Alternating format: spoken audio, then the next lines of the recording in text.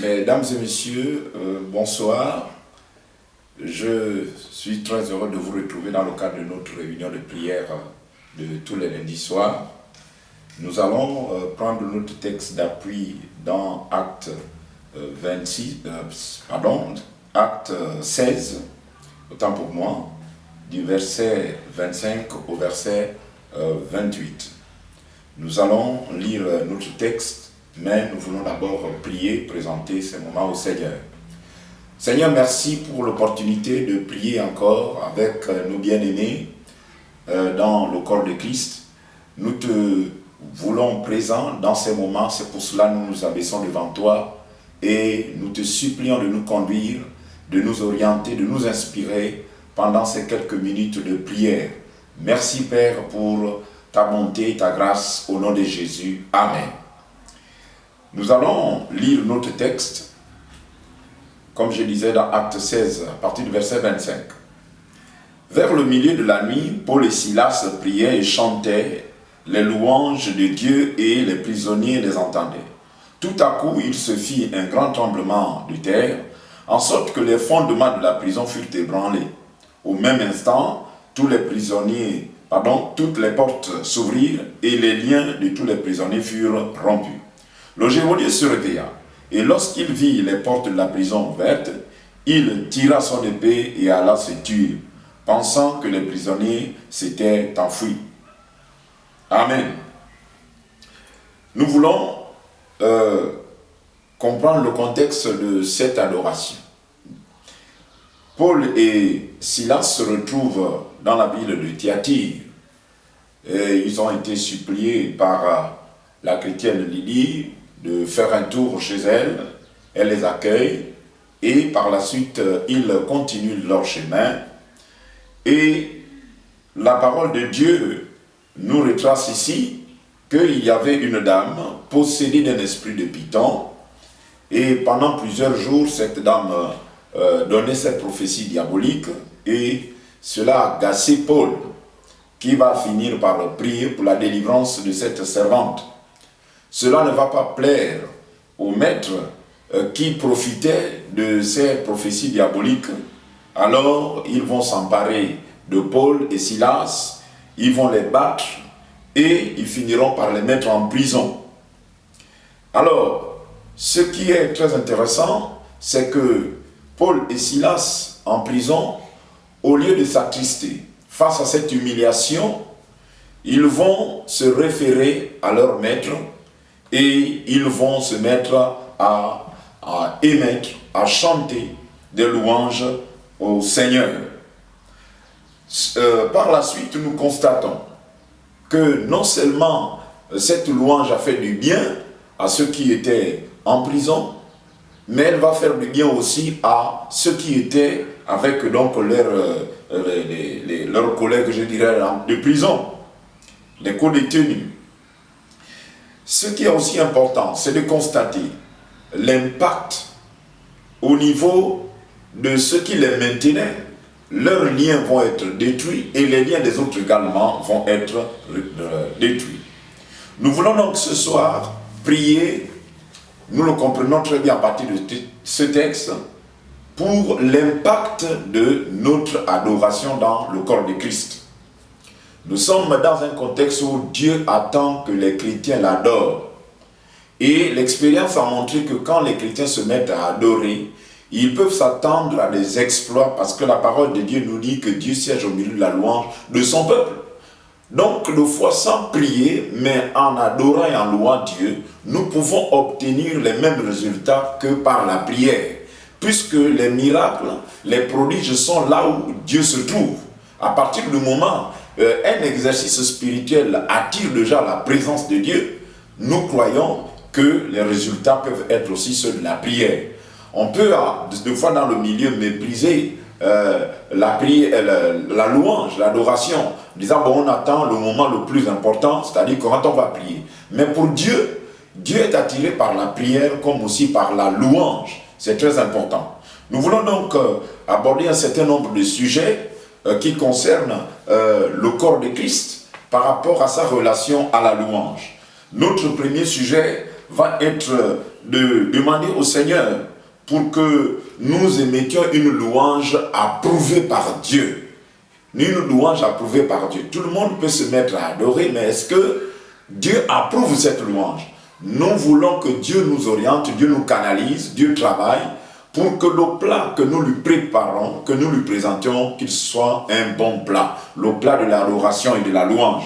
Voilà notre premier sujet et je nous invite à nous incliner pour demander au Seigneur de nous permettre de lui donner, lui présenter une louange qui soit à la dimension de sa gloire.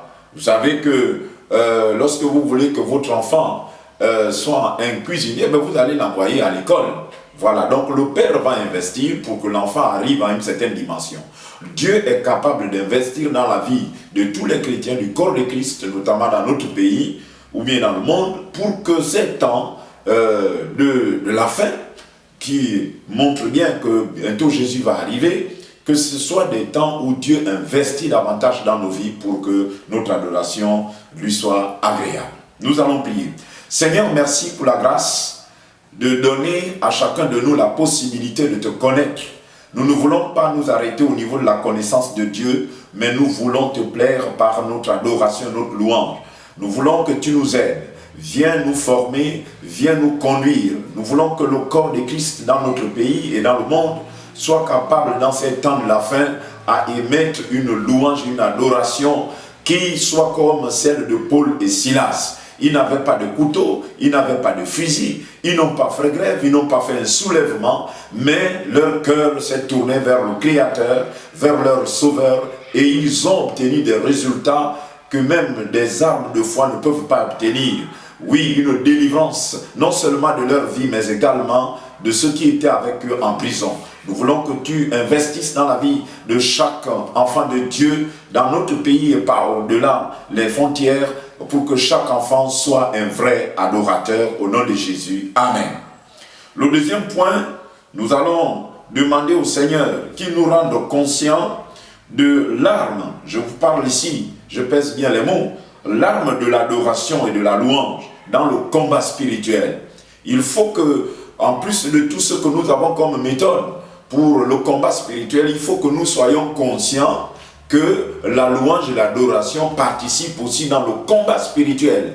J'ai assisté à plusieurs moments où on était en train de chasser des démons et puis l'esprit nous demande d'adorer. Ça paraît bizarre. Le démoniaque est là au sol, nous sommes en train d'entourer et Dieu demande qu'on l'adore. Et quand nous nous mettons à chanter, à adorer, le démoniaque est soulevé, il tourne, il crie. Parce qu'effectivement, nous avons la preuve que la louange attire, la présence de Dieu attire les anges. Et certainement comme une équipe de football qui est soutenue par une nation et qui se sent galvanisée, lorsque nous adorons les anges qui viennent exécuter nos prières, vraiment ont la force de travailler pour ce que nous voulons, à savoir la délivrance, à savoir la protection de nos vies. Donc nous allons prier pour la conscience. Nous voulons prendre conscience de l'arme de l'adoration et de la louange. Seigneur, merci pour cette grâce. Nous voulons que vraiment tu aides le corps de Christ à comprendre l'importance de l'adoration. Je considère que c'est une arme en raison des résultats que nous obtenons, mais aussi en raison de ce que tu dis de la louange et de l'adoration qui t'est adressée. Nous proclamons que, Seigneur, notre conscience, nous ne voulons plus être distraits lorsque nous sommes dans l'église, lorsque nous sommes dans les moments de prière, lorsque nous sommes chez nous en train d'adorer. Nous voulons comprendre l'importance de l'adoration. Nous voulons que tu éveilles notre conscience par rapport à l'importance de l'adoration au nom de Jésus. Amen. Notre troisième sujet de prière, nous voulons apprendre à adorer dans l'adversité. Il nous arrive souvent de chanter quand le congélateur est plein, les poches sont pleines, on est en bonne santé, tout le monde peut adorer à cette dimension-là. On est dans la joie, il n'y a pas de problème. Madame est en bonne santé, les enfants sont en bonne santé. Là, tous les chrétiens adorent. Mais le nombre de chrétiens qui adorent diminue lorsqu'on est dans les humiliations, on est insulté. Au lieu du travail, on a des complots qui viennent de part et d'autre, on est attaqué. nous constatons que l'intensité de l'adoration diminue chez les enfants de Dieu. Sauf ceux qui n'ont jamais été éprouvés, mais même moi qui vous parle, j'ai expérimenté ça. C'est pour ça que j'en parle. Qu'il y a des épreuves qui diminuent l'intensité de l'adoration. Nous voulons donc demander au Seigneur de nous galvaniser. Quelle que soit l'épreuve, nous voulons maintenir le cap de l'adoration. Seigneur, nous voulons que tu nous aides. L'expérience a montré que les chrétiens, leur adoration diminue quand le feu de l'épreuve, lorsque le soleil du désert se fait de plus en plus chaud, les enfants de Dieu deviennent de foi lents à l'adoration, la motivation diminue. Nous voulons, Seigneur, que tu nous aides. Fais de nous des adorateurs dans toutes les circonstances, quand ça va bien et quand ça ne va pas, Seigneur. Parce qu'il est dit que tout concourt au bien de ceux qui aiment Dieu. Oui, tu ne permets pas ces choses pour rien. Elles sont là pour notre formation. Nous voulons défier le diable qui nous amène de fois ces situations pour voir si nous allons continuer à adorer. Nous voulons relever le défi d'adorer Dieu dans le désert. Nous voulons relever le défi d'adorer Dieu comme Paul et Silas. Étends ta main, Seigneur, dans la vie de chaque membre du corps de Christ dans notre pays et au-delà, afin que nous soyons capables de t'adorer devant le malheur, dans les difficultés, même dans la maladie. Nous voulons t'adorer. Merci, Seigneur, pour cette prière qui te convient, Seigneur, que tu exauces au nom de Jésus. Amen. Nous voulons prier pour tous les groupes de louanges et toutes les chorales dans le corps de Christ. Nous voulons vraiment prier.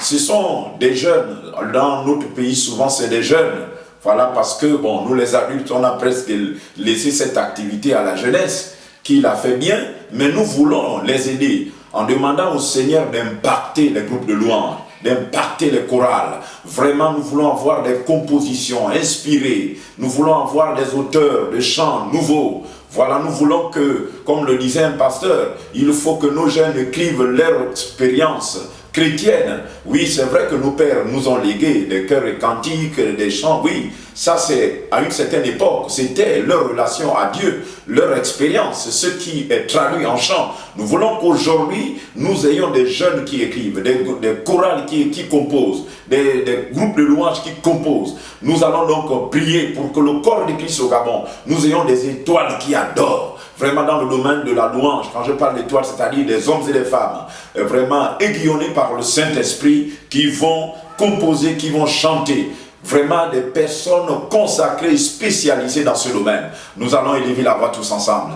Notre Père, notre grand Dieu, nous te prions pour tous les groupes de louanges que nous avons dans notre pays et dans le monde. Nous sommes dans les temps de la fin. Oui, je prie que tu étendes ta main, que les groupes de louanges et toutes les chorales soient boostés par le Saint-Esprit. Nous prions pour que tous ceux qui ont choisi de te servir par le chant, Seigneur, que ces frères et ces sœurs soient bénis au nom de Jésus, que leur inspiration soit renouvelée, que toutes les attaques que le diable leur envoie pour les empêcher d'élever Dieu, nous prions que ces attaques soient déviées. Nous proclamons la grâce de Dieu dans la vie des chantres de nos assemblées, dans la vie des chantres de tout le corps de Christ, non seulement dans notre pays, mais dans le monde, au nom de Jésus. Amen.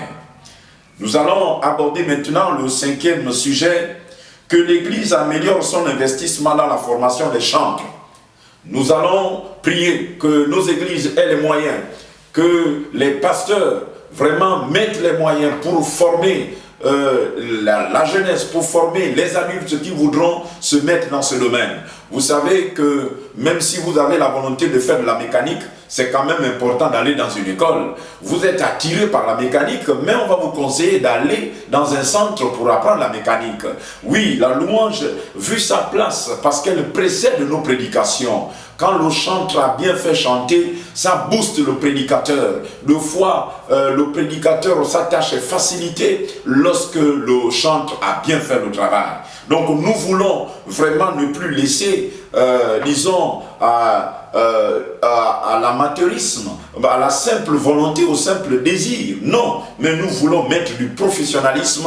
Alors il faut que les leaders des assemblées mettent le budget nécessaire pour la formation des chantres. Nous allons élever la voix tous ensemble. Seigneur, nous proclamons que ta grâce soit sur les leaders, sur le corps responsable de chaque église locale. Nous prions également pour l'église nationale, qu'il y ait des formations étant ta main pour que des budgets soient augmentés, pour que, Seigneur, les jeunes, les adultes qui veulent se mettre dans ce domaine soient formés. Nous voulons que tu aides, Seigneur, nos églises à augmenter, Seigneur, leur budget dans ce domaine, au nom de Jésus. Amen. Nous allons prendre le sujet 5. Le sujet 5, que l'Église investisse davantage dans l'achat des instruments. Vous pouvez avoir des gens bien formés, mais s'il n'y a pas des instruments musicaux, leur compétence va être ici en fait mise à mal par le fait que l'Église n'a pas suffisamment d'instruments de musique. Nous allons donc prier pour que nos églises investissent dans ce domaine. Nous pouvons trouver vraiment des mécanismes, trouver des sponsors, parce que la louange est très importante. L'importance n'est plus à discuter, puisque vous voyez qu'avant chaque prédicateur, c'est d'abord les chants qui passent. Déjà, la position de la louange dans nos cultes montre son importance. Vous voyez que quand on n'a pas bien chanté, pour ceux qui prêchent, vous sentez qu'il y a une certaine froideur. Voilà, une certaine atmosphère qui ne favorise pas. Mais quand vous avez été galvanisé par la louange d'un chantre, c'est fini. Nous voulons vraiment que les corps responsables de l'église locale, mais aussi de l'église nationale, investissent plus dans ce domaine. Nous voulons une augmentation tout simplement. Nous avons des instruments, mais il faut améliorer, il faut aller vers la qualité de nos instruments. Nous allons donc prier pour que le Seigneur bénisse nos assemblées dans ce domaine. Seigneur, nous t'invoquons pour que nos budgets relatifs à l'achat des matériels de musique, que ce budget soit augmenté. Nous prions que la grâce de Dieu, Seigneur, soit donnée à nos assemblées. Il nous faut acheter plus d'instruments. Nous voulons diversifier. Nous ne voulons pas rester seulement avec les pianos, mais il y a plusieurs instruments que nous pouvons également introduire pour améliorer la qualité de nos chants, la qualité de nos cultes. Alors bénis nos assemblées dans ce domaine pour qu'il y ait plus de moyens qui soient consacrés à l'achat d'instruments musicaux au nom de Jésus. Amen. Nous allons terminer en priant pour qu'il y ait des écoles de musique. Il nous faut des écoles de musique. Les églises peuvent ouvrir. Nous avons des techniciens.